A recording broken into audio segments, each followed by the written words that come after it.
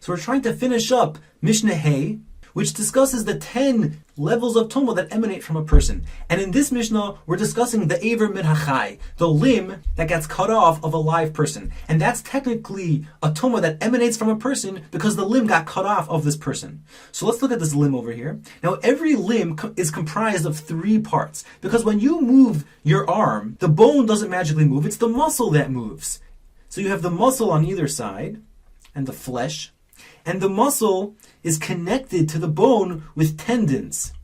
So you have tendons that connects the muscle to the bone.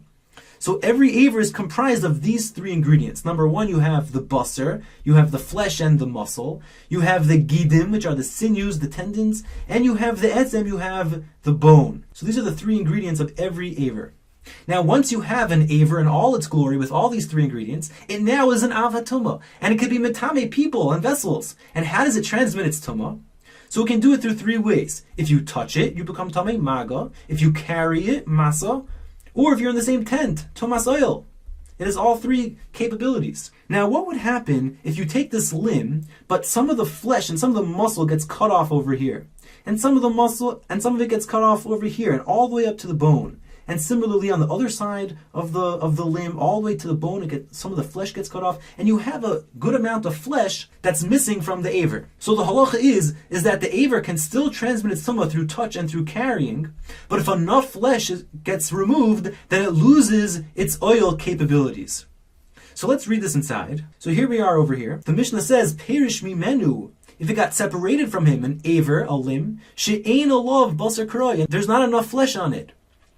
So it's metame b'mago u'v'masa. It can transmit its tumah through touch and through carrying. V'eino metame b'oil, but it can't transmit its tumah through oil. It loses its tumah's oil capabilities because there's not enough flesh.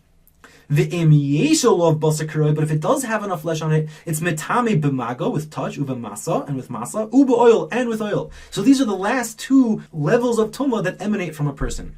But how much basar can be missing for it to retain its tumas oil capabilities? And here we have the first machlokes in Maseches Keilim. So let's go down to our picture to explain this machlokes.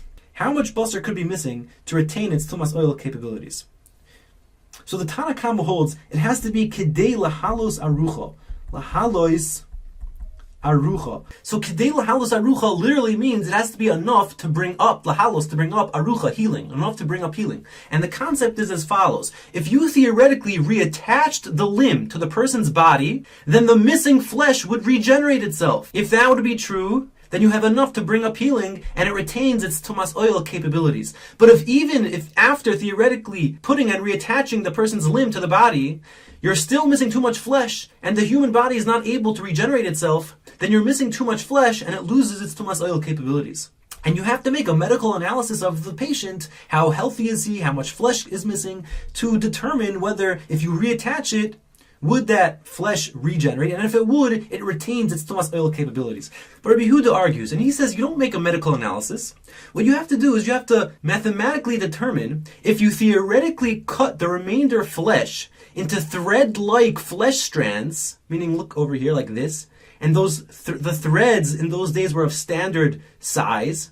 If after theoretically cutting these thread-like flesh strands, you could take these threads of flesh and encircle it around the limb, the circumference of the limb, then you know there's enough remaining flesh that if you reattached the limb to the body, then the missing part would regenerate itself. Now, interestingly, one qualification in making this evaluation is that you're not able to use the flesh on this side of the limb to help you encircle the limb, because the flesh got completely cut off to the flesh on the other side. It was missing flesh all the way around the limb, and none of the flesh was touching, and therefore it got cut off, and you're not able to use it to help in this evaluation. So let's read it inside. Shir basar kiroi, the measurement of having sufficient flesh, is kedei lahalos arucha, is enough to bring up healing. With a medical analysis, that determines whether the flesh would regenerate itself. But Rabbi Yehuda argues. Rabbi Yehuda says that there's a more mathematical way to determine whether it would regenerate. Because he holds that if there's enough flesh in one place, in order to encircle the limb, bechut erev, with these thread-like strands, these standard thread-like strands, then there's enough flesh, lahalos arucha, to bring up healing. Now it's your turn to read.